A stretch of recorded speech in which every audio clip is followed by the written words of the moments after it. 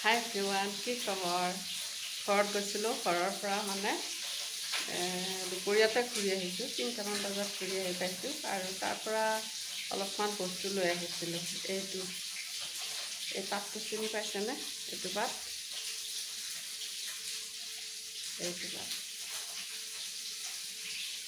উল্টা পাত। এইটো হ'ল ভেদাইলতা আৰু এই ভেদাইলতা আৰু মাছৰ আঞ্জা বনাম আজি। সেইখিনি আপোনালোকৰ লগত শ্বেয়াৰ কৰিম বুলি ভাবিছোঁ। আপোনাৰো ভেদাইলতা, মাছ আৰু লগতে আলু আৰু মছলা সেইখিনি মই আপোনালোকক দেখুৱাই দিছোঁ। সেইখিনি আপোনালোকৰ লগত মই এটা সৰুকৈ ৰেচিপি শ্বেয়াৰ কৰিম বুলি ভাবিছোঁ। গতিকে চাই থাকিব মোৰ আজিৰ এই ব্লগটো। আৰু এয়া চাওকচোন, শনিবাৰে গধূলি মই আকৌ মাছৰ মূৰাটো তাতে মানে ৰৈ গৈছিল। সিহঁতক দিব বেয়া লাগে দেচোন বাৰু, খুৰাক খুৰীয়েকহঁতক, সেইকাৰণে মানে মই লৈয়ে আহিছোঁ। আৰু মই ভেদাইলতাৰ পাত কেইটামান উঠাইছিলোঁ, সেয়া আপোনালোকক আগৰ ভিডিঅ'ত দেখুৱাইছোৱে। আৰু ভেদাইলতাৰ পাতকেইটা মানে ইহঁতৰ পেটৰ কাৰণে বহুত ভাল, সৰু ল'ৰা ছোৱালীক খুৱাব পাৰিলে। মানে আমাৰ ইহঁত সৰু নহয় বাৰু, কিন্তু তথাপিতো এয়া আলু একফালে আৰু ভেদাইলতাৰ পাতকেইটাই মই ইয়াতে মিক্সিত খুন্দি লৈছোঁ আৰু বিশেষ একো বস্তু দিয়া নাই। অলপমান পানী দি এইখিনি একদম বহুত ধুনীয়াকৈ পেষ্ট বনাই লৈছোঁ।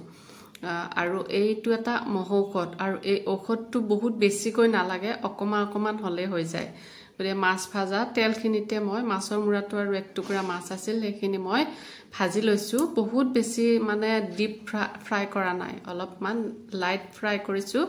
তাৰপিছতে এই মাছ ভাজাৰ তেলখিনিতে কম তেলতে বনাইছোঁ দেই, বহুত বেছিকৈ তেল ব্যৱহাৰ কৰা নাই গৰমত। তাত মই মানে অলপমান তেজপাত এটা আৰু লং ইলাচি, ডালচেনি কেইটুকুৰামান দিছোঁ। কম পৰিমাণে দিছোঁ, যিহেতু পৰিমাণো কম হ'ব, আৰু পিঁয়াজ এটা কাটি পেলাই দি দিছোঁ। সেইখিনি মই ধুনীয়াকৈ ভাজি লৈছোঁ আৰু এয়া চাওকচোন, ধুনীয়াকৈ ভাজি লৈছোঁ, বহুত বেছি তেলো হোৱা নাই।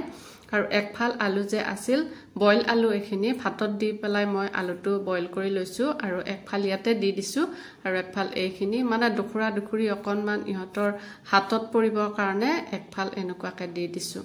ভেদাইলতাটো একচুৱেলি প্ৰেছাৰৰ হেৰিত বহুত এটা ভাল নহয়, আমাৰ কাৰণে নহয়, মই ইহঁতৰ কাৰণে বনাইছোঁ, ছোৱালী তিনিজনীৰ কাৰণে, আৰু এয়া কম পৰিমাণে বনাইছোঁ।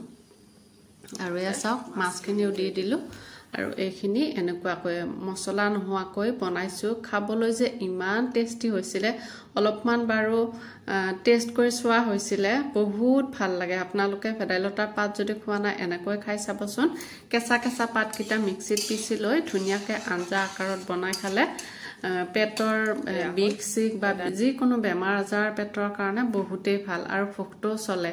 গতিকে আপোনালোকে এনেকৈ খাই চাবচোন। আৰু এইখিনি আঞ্জা আজি আপোনালোকৰ লগত এইখিনিয়ে মই শ্বেয়াৰ কৰিছোঁ।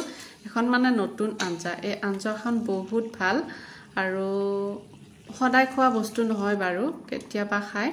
আৰু এয়া আঞ্জাখন নুমালোঁ, আন্ধাৰ যে, ৰাতিৰ কথা, সেইকাৰণে মানে অলপমান কেমেৰাটো অসুবিধা হৈছে। কি খবৰ আপোনালোকৰ? আশা কৰোঁ আপোনালোকৰ ভালে কুশলে আছে।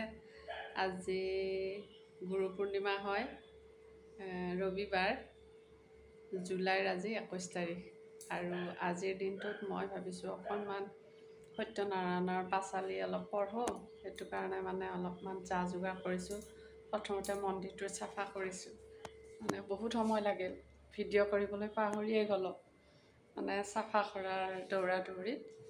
এতিয়া 10টা বাজি গৈছে, 5 মিনিটমান হৈছে আৰু মাজনীয়ে গা পা ধুই, ইহঁতে গোটেই গা ধুলা বাৰু, গা পা ধুই চাকিটো মই তাইক দিব দিছোঁ চাফা কৰি উঠাৰ পাছত।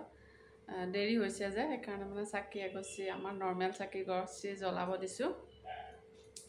তাৰপিছত মানে অলপমান হেৰি কৰিছোঁ, এই পিঠাগুড়ি অলপমান ভাবিছোঁ বনাম, অকণমান কমকৈ বনাইছোঁ। ঘৰতে যি আছে, যিখিনি সম্ভৱ হৈছে হয় আমাৰ, সেইখিনি মই দিছোঁ। ইয়াতে মানে পিঠাগুড়ি অকণমান বনাইছোঁ, বেছি নহয়, অকণমান বাতি এটাত। এয়া চাওকচোন, এইখিনি বনাইছোঁ। গাখীৰ, কল, চাউল, চেনি, ঘি আৰু ড্ৰাই ফ্ৰুট অকণমান, আৰু এতিয়া মই এইখিনি ধুনীয়াকৈ বৰাই সত্যনাৰায়ণ পাঁচালিখন পঢ়িম।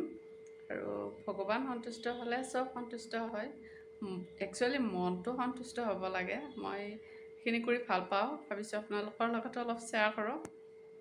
তাৰপিছতে আমাৰ লাড্ডু আছে, লাড্ডুৰ কাপোৰ চেঞ্জ কৰাই নাই, কাপোৰ কানিখিনি চেঞ্জ কৰোঁ। ড্ৰেছ কিন্তু মই ইমান গৰমত ড্ৰেছ আৰু নহলাও, ঘৰুৱা যিখিনি ড্ৰেছ পিন্ধি আছোঁ সেই ড্ৰেছতে মানে চাকি বন্তিখিনি দি অলপমান ভগৱানক সেৱা কৰিম। সেইখিনিয়ে চাই থাকিবচোন মোৰ ভ্লগটো। আৰু অলপ মাহ প্ৰসাদো ঠিক কৰিছোঁ বাৰু, বাতি এটাত কমকৈ।